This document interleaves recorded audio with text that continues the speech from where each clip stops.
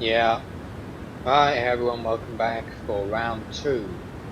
And yes, we're doing the same flight again because it crashed. There's nothing we can do about that. Well, the plane didn't crash, I mean the simulator crashed.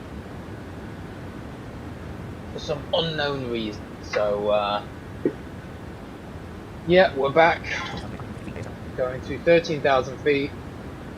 Just did the takeoff very quickly in like 5 minutes.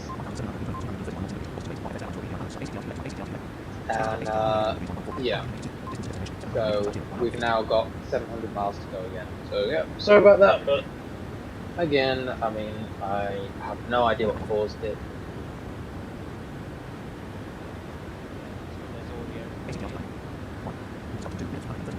Yeah, and we've got a route response.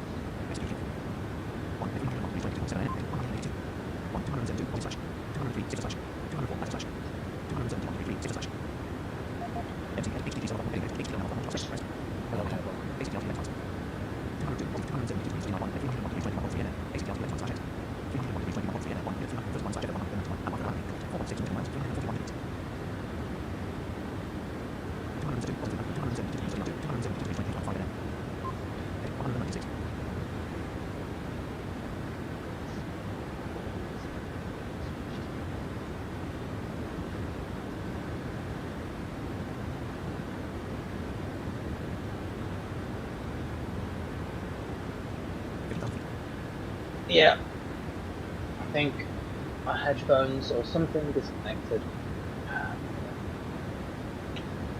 That did for it, so. But anyway, if we were in P3D, we'd have autosave, but we're not, and we don't. So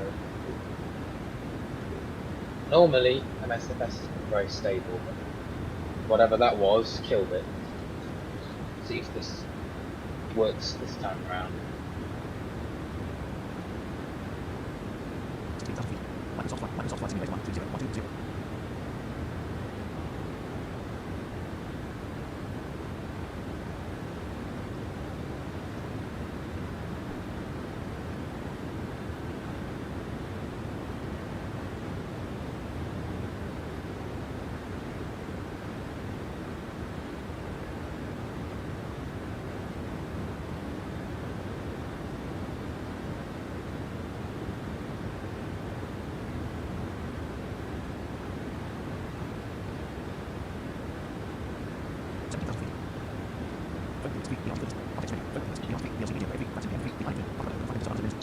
Probably log back on the V-pilot, yeah.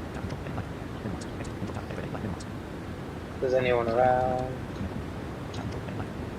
There is,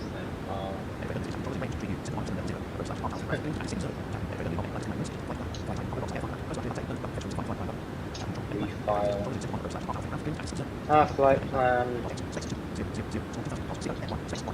Put us back on uniform.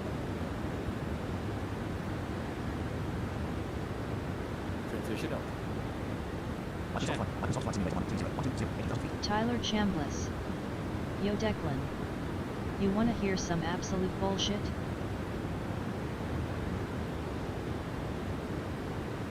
Oh yeah, you tell me some bullshit if you like.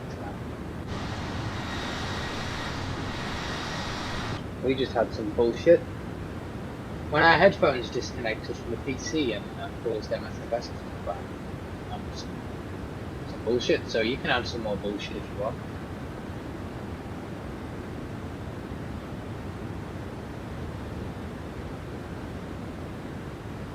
I hear enough bullshit regularly.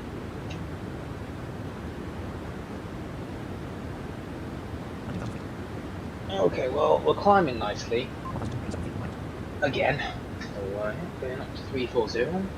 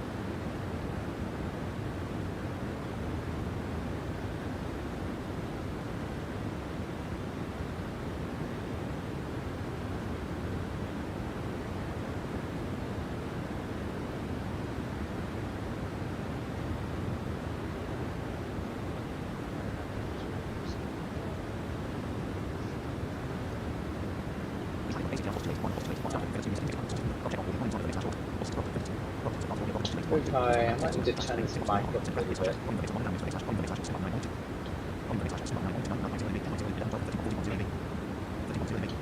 Is that any better on the mic? Let me have a look. Laurentiu Kovaci. Hello Dis. Good evening. How are we looking? Still be a little bit louder, I think. I think over the aircraft it's not very great, is it? Let's see.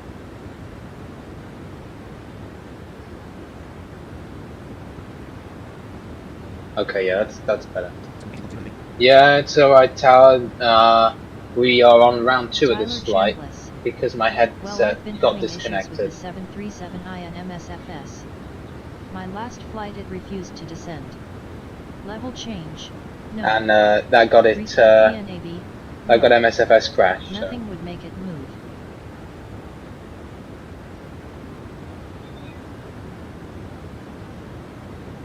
Okay, yeah, that's better on the mic. I don't want it to be too loud, but you need to hear it over the plane, and it's better.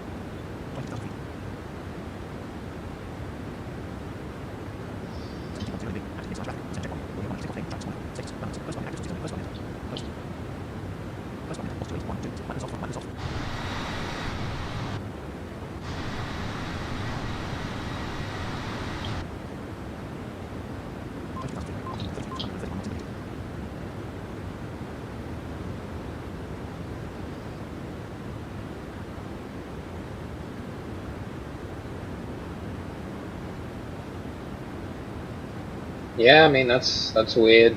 I have no idea, but yeah, pretty crazy.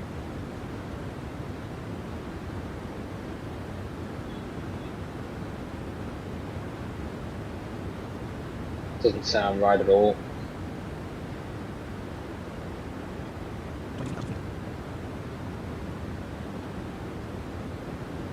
Tyler Chambliss. I ended up calling it a loss and redid the flight in P3D, yet I wasn't happy. Oh.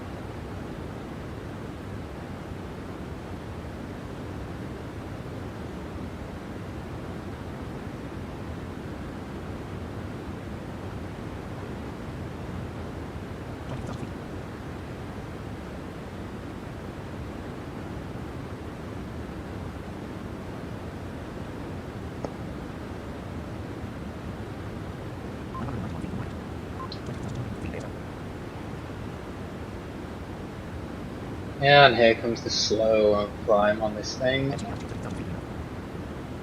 Only get up to 340 anyway.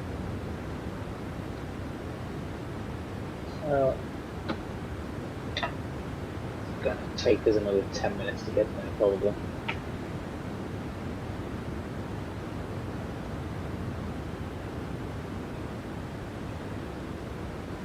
But it's nice to have the 900 in. Laurentiu Kovaci. MSFS. Oh damn, I missed the takeoff. I'm sad now, lol. Oh yeah, well on this stream there wasn't a takeoff, there was a takeoff on the first stream. And we got about 2 hours in and then yeah, something happened and the sim crashed, so I just did the takeoff in like 5 minutes after loading us up on the runway and just took off and then started the stream up again. Tyler Chambliss. Yeah. I still sometimes get weird overspeeds when I shouldn't, and in the -600 it likes to think it's going to stall on takeoff even though it isn't going to.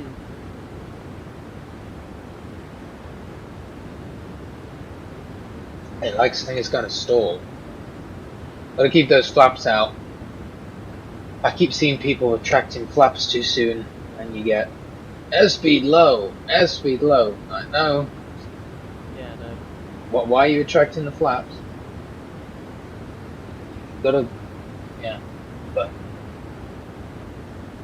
Yeah, buffet alert.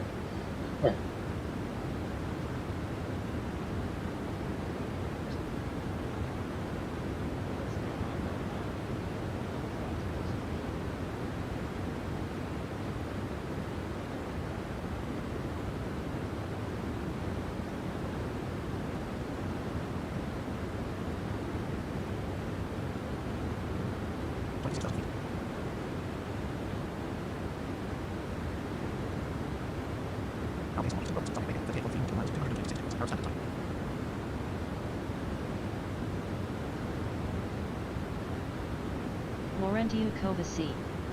I've been meaning to ask you this, but with a let's say flaps 20 takeoff on a 744 or 748, same thing kind of thing, what is the schedule to flaps retractions, like speeds and whatnot? Sorry for typos. So, I mean, it's really difficult to say, especially with the 7.4, because it's got such variation in weight. The 7.3 is usually relatively uniform. You usually want to do flaps. If let's say you've done a flap 5 takeoff, you can usually safely do flaps 1 at about 180, 190, and then flaps up at about 210, 220, 220. And you've got to be careful because the 7.3 especially, VNAV pitches up a bit too much, and then you find out that you actually lost some speed. About 200 knots. Speed dips to like 170-ish, airspeed low. Stick shaker for about half a second. It's then get so that shit together. yeah, it's Don't have this issue in P3D. It's the VNAV, Tyler. It pitches when you put it on. It eventually starts to pitch up too much. So if you retract flaps too early, you lose some speed. So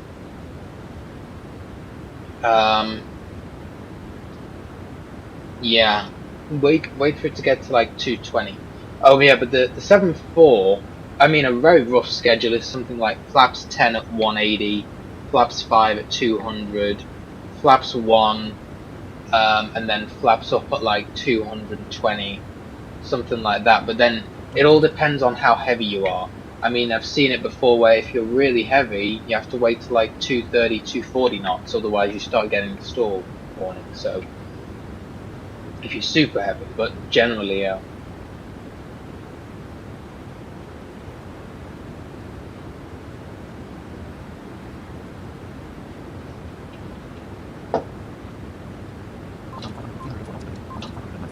Okay, we got a better climb right now at 15.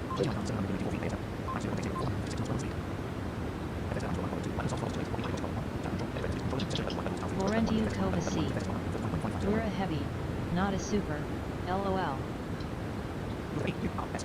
Oh, there's a Europe station.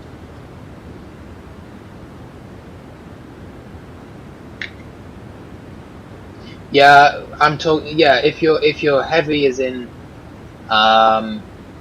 like over 80% load level, maybe 90% load level. The 7.4 can definitely struggle to climb out. Well, not struggle, but you've got to be super careful with the flaps. The 7.3, like if you just do flaps up at 220, you'll normally be absolutely fine.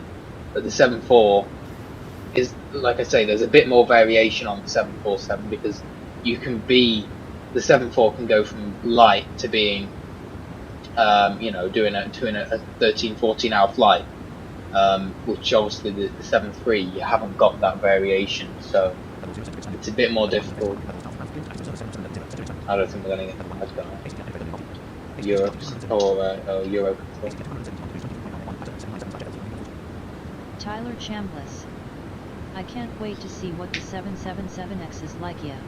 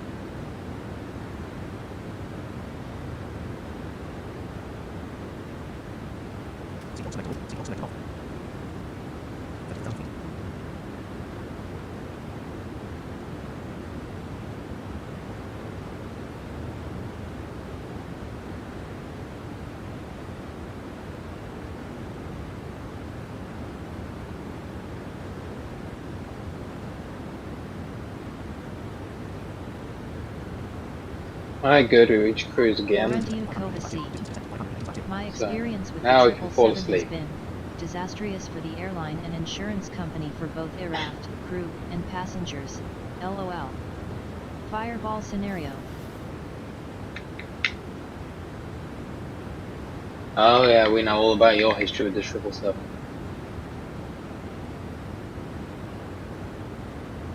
I'm sure you do fine with it now, to be fair. It's not that difficult.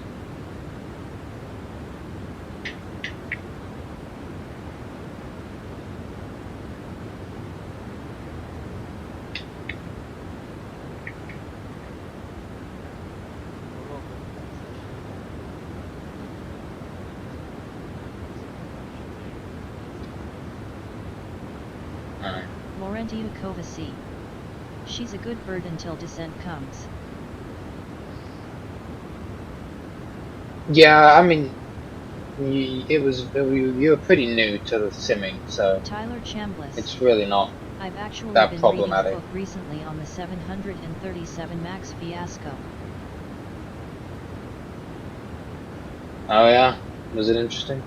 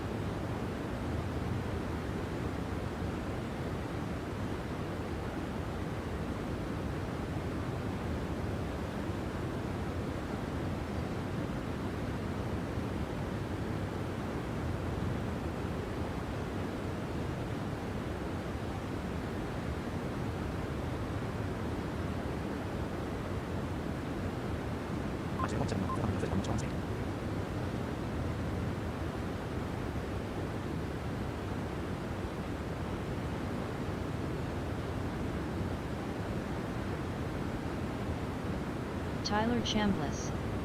I'll just say this, if it weren't for greedy business people coming into Boeing and caring more about money over safety, those 200 some odd people would still be here.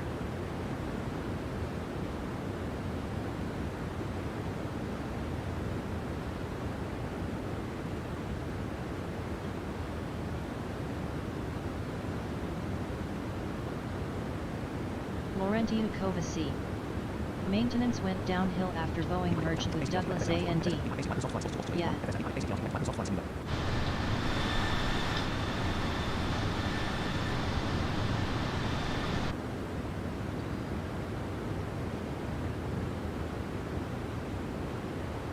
Yeah, I mean that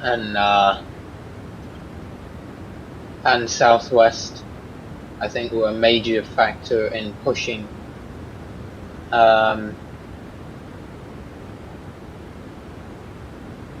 so that you know, there was much less training to do. Things were much more standardized, you know, when in reality, like, although the Max is similar, there was stuff that actually needed to be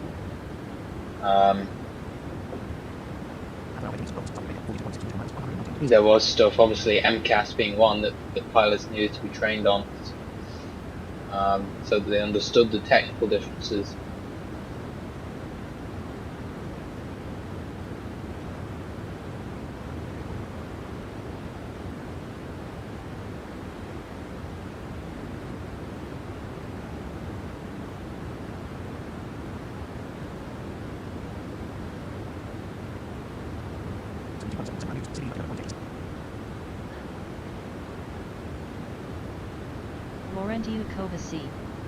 Every lesson in aviation is paid with blood.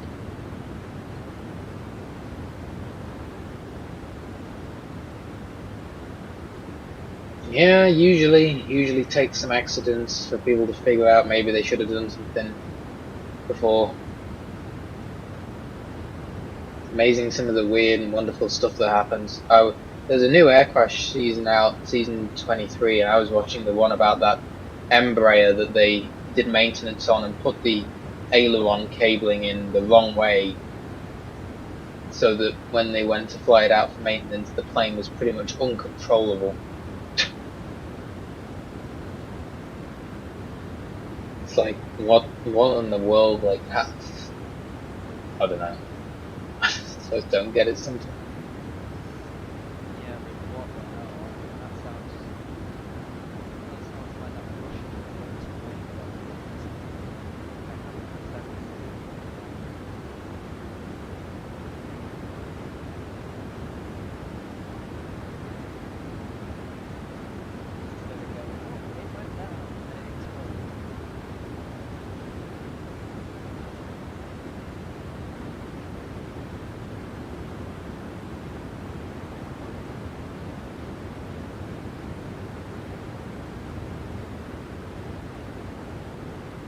Tyler Chambliss.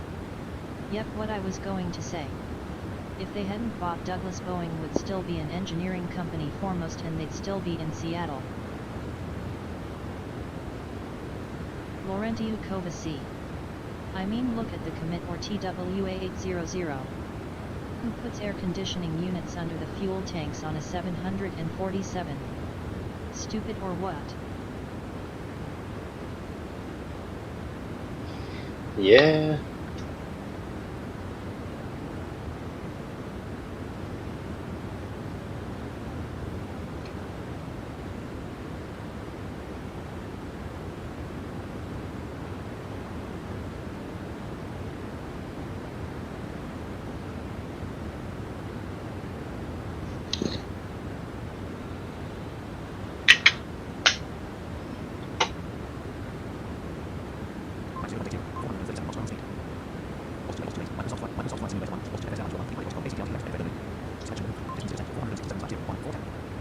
Okay, we don't have that long till this then, actually. 1 hour 4 minutes. How much fuel are we going to do? Tyler Chambliss. It's funny, because Boeing is going through something similar to Douglas right now that caused Douglas to go bankrupt and get bought out.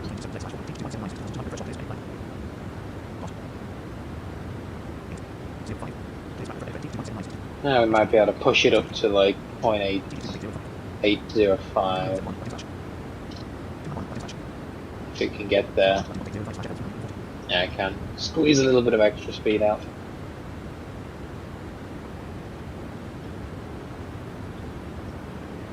Yeah, I mean, I think I saw that there was some 787s being bought, or a couple of them being scrapped the other day as well. It's funny, because Boeing is going through something similar to Douglas right now that caused Douglas to go bankrupt and get bought out. Okay, I don't know why we got that twice. Yeah, they scrapped a few 787s, which I thought was pretty crazy as well. I think it was in Ireland. Some maintenance company was doing it in Ireland for an unnamed operator. So there'll be a couple of spare parts available for different things on the 787 market, but pretty crazy that they're already scrapping 787. I mean, it's not going to be a industry-wide thing, but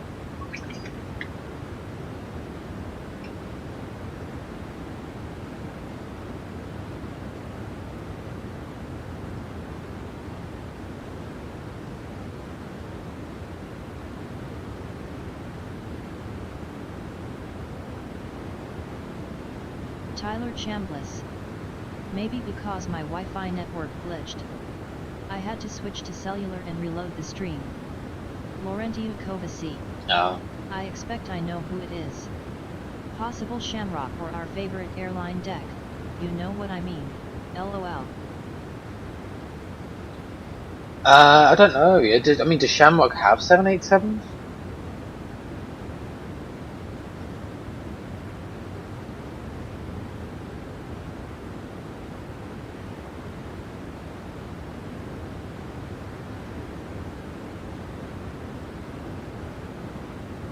I don't know. They didn't name the operator. I think it was just being scrapped in Ireland, but I don't know if the operator was from Ireland. I think it was more just they flew it into Ireland for this company to do it. But yeah, I mean Boeing. I'm pretty sure Boeing said there was not going to be any new planes until like 2030, something.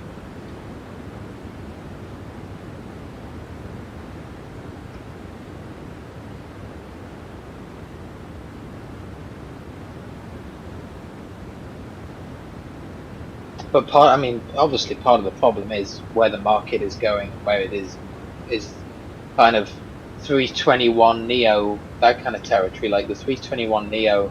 Nightbird. Planes like that are the Donations are not necessary.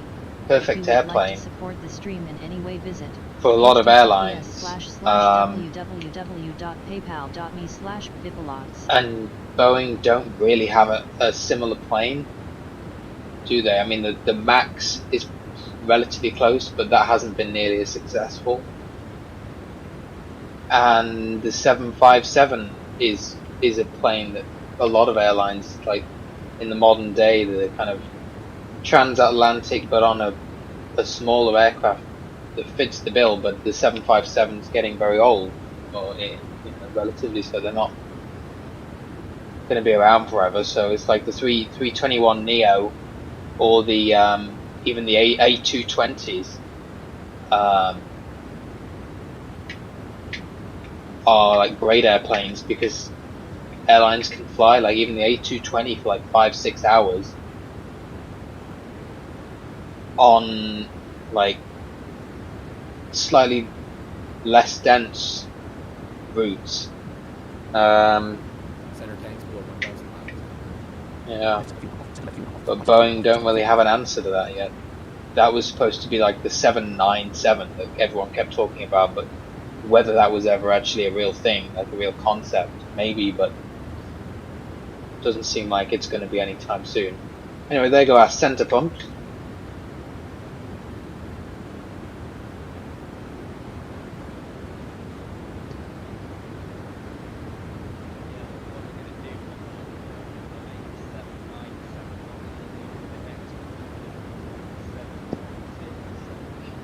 Yeah, 7-10-7. Huh. Dear, oh dear. 2250. Yeah, there's a great new plane, the 722-7. Like, what?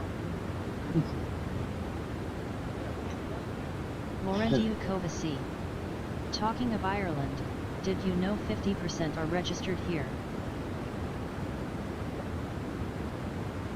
Oh yeah. Yeah, I mean it's what Ryanair do, right? The majority of their airplanes are registered in Dublin, in Ireland.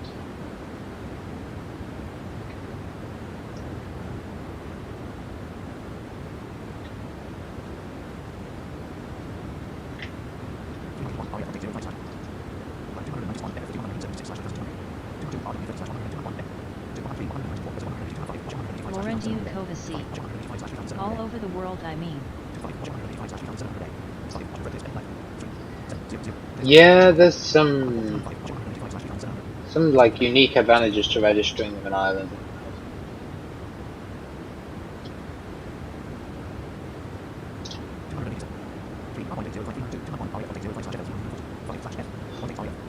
Inbound RAF. We might need the RAF because we're over Iraq, so yeah, RAF escort would be great. Laurentiukova. It's the corporation tax or some sort of tax. Yeah, I can't remember what it is, but I think I've watched a video on it. So yeah, it's some kind of tax loophole. So yeah.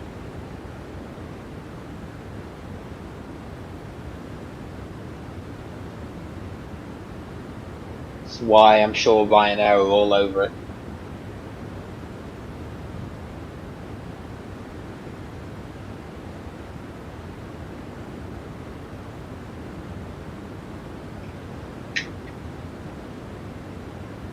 Tyler Chambliss. You know, I bet most of us in the BVI community are kicking ourselves because PMDG is doing the 747 last while TFM is doing the 74, so when the 777 comes to MFS we won't have support.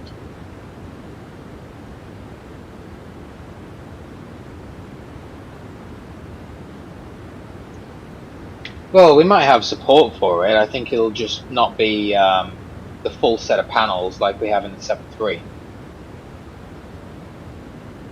Provided when it comes, you know, we get the offsets that we need and they're turned on, which might take a little while, then in theory it should be just like the 7.3, maybe with some minor tweaks. I mean, that's what happened when the 7.3 finally got the offsets turned on. It was all pretty much there. There wasn't too much that Andy had to do. I think we'll have support for it, but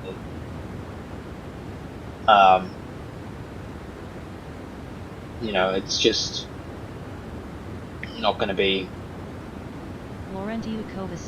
fully done. And even the 74 has been put OT the back of the line for quite a while, at least until after June 2023.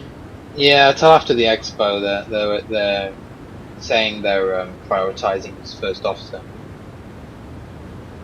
and sim brief.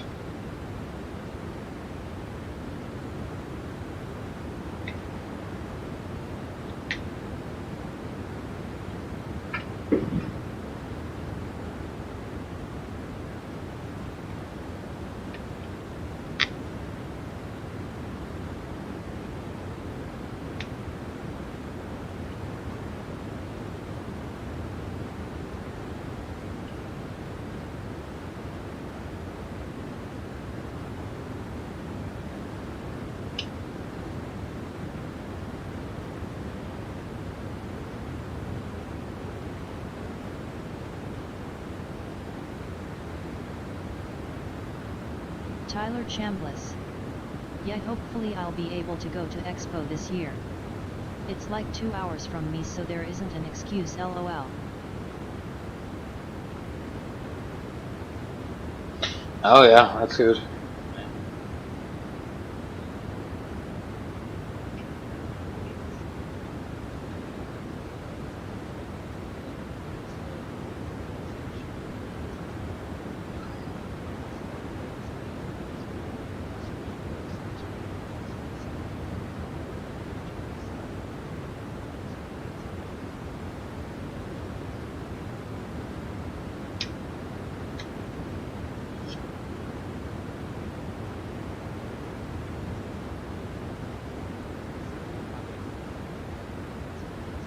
Laurentiukova.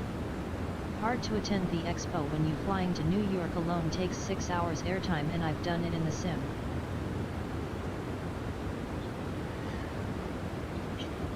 Oh yeah, I mean, us Europe folk are never going to go really, unless it was like a really special expo, like or something. I mean, yeah, it would be rather expensive, and you'd be flying out to Houston, and you know, it's not really feasible. It's not really feasible or worth it. I might send you a voice clip if I can get Andy to have a beer with me or something. Yeah, it's like you can get an online pass, and I mean, it would be nice to see people, but really, like in terms of talks, you know, I can just watch them online. So, I mean, never say never. I would love to go to one and get a couple of European people together and do like a trip out there for a week or something. But you know, it's also like, I mean, people have got all the commitments. I've got university commitments. Like I can't just drop everything to fly to Houston. It's not like you can just, you know, if you're in the US, you just drive a few hours and you're there. So it's completely different. Oh, aren't you going to the captain's dinner, Tyler? I think Andy's going to the captain's dinner.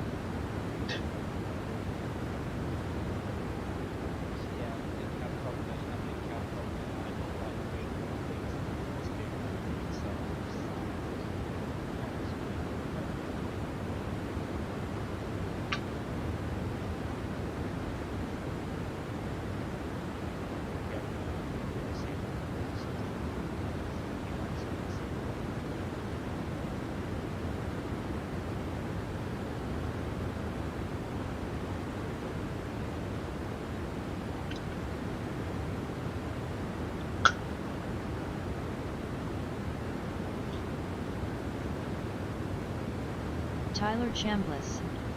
I don't know much about it. We'll just see what happens. The captain's dinner.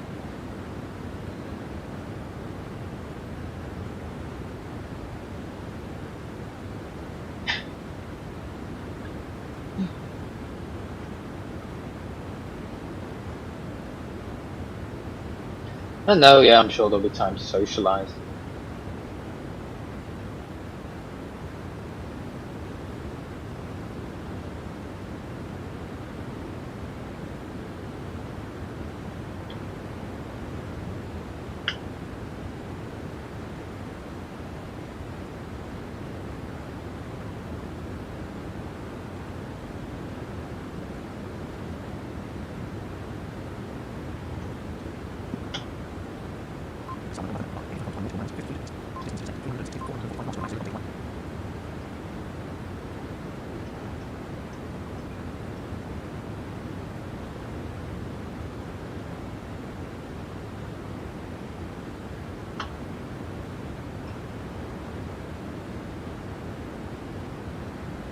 Tyler Chambliss. I'm actually kind of surprised they don't do Expo in Europe sometimes to allow y'all to go.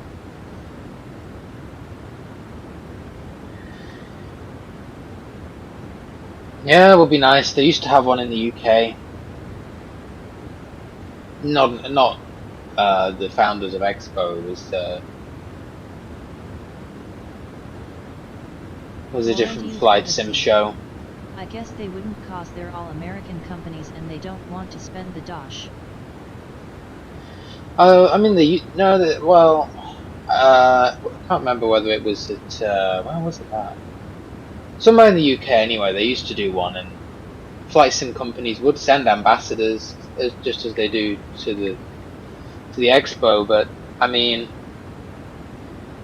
yeah, the founders of this flight sim expo are mostly American, so it'd be nice if they bought it somewhere in Europe. Yeah.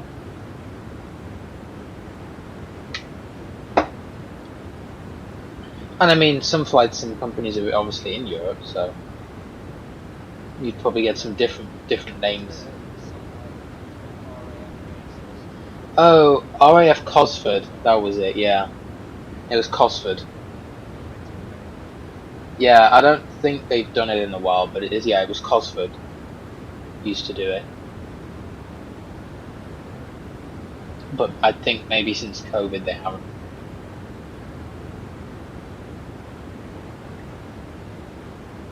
Because it used to be, I mean, yeah, Aerosoft are based in Europe, FS Labs were based in Europe. I think Orbex had some European people. Those kind of companies. I think PMDG sent someone over. Not necessarily. Asobo is coming and those guys are from France. Yeah, Asobo. Yeah. Etc. There's a few people coming from across the pond. Yeah, we've now got Fenix. Imagine they'd do it at Bucharest. Bucharest. Well, yeah, I don't know. It'd be nice if they did Cosford again, but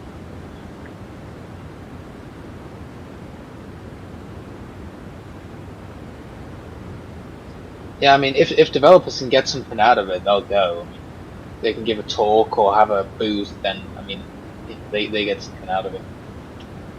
And um, some content creators will go because they're sponsored, like Captain Canada and Chewy and all these people usually get paid for to go with Thrustmaster, or someone pays for them to go as an ambassador. So it's always nice and cushy for them.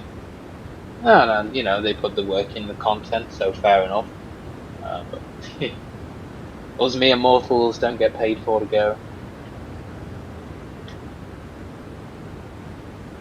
Laurenti Kovaci. The UK would definitely suit me there. I mean, Heathrow's only 0:50 airtime from me. Yeah, we could do Cosford. Yeah. Or anywhere. I mean, I would go anywhere in the UK. It wouldn't be a problem. I mean, even if it was in Europe, I would go. Like a 2 or 3 hour flight, that's fine. But when you start looking into like transatlantic, 7-8 hours, whatever, it's super expensive. It's pretty much whatever. going to be an attempted accessibility campaign for me. Well, yeah. I mean, hopefully some people will be receptive.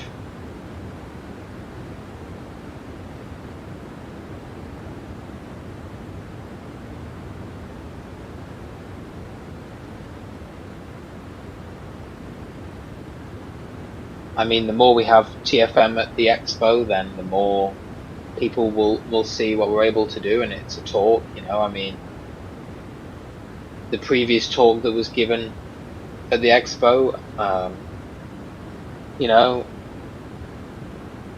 regardless of the talk itself, would, I'm sure, have done a lot to raise awareness.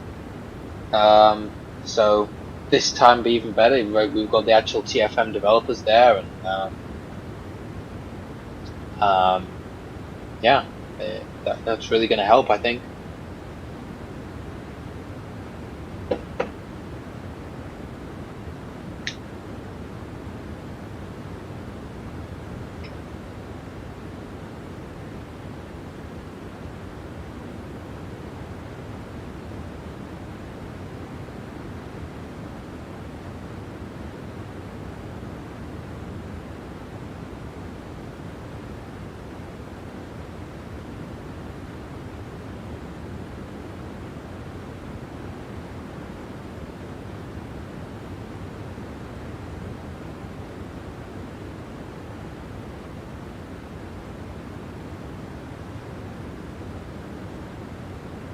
Microsoft Flight Simulator 1.30.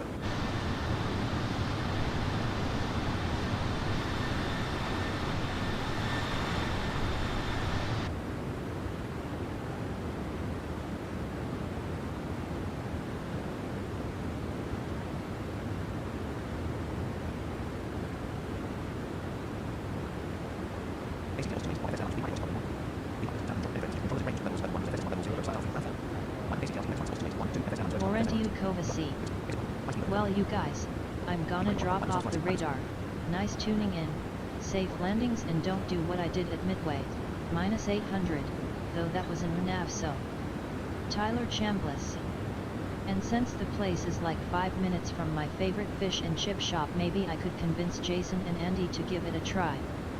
Alright, Ta, see you. Have a good night. We'll talk to you soon. And yeah, hopefully we can use the ILS to get a good landing. Your favourite fish and chip shop? Well, that's very British. We would approve of that.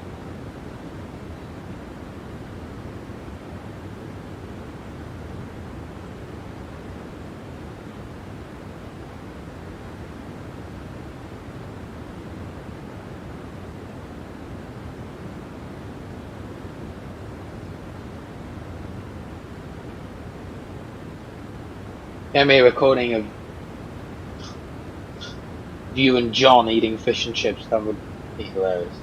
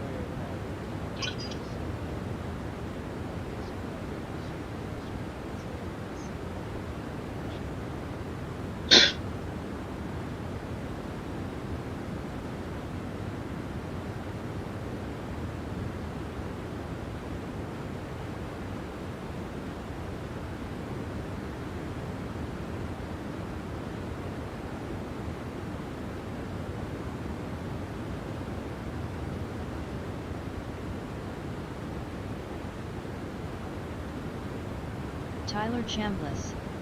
I don't know if you know, I've always loved British culture. My friend Andrew always gives me a hard time and jokes saying he's a Brit with a Texan accent.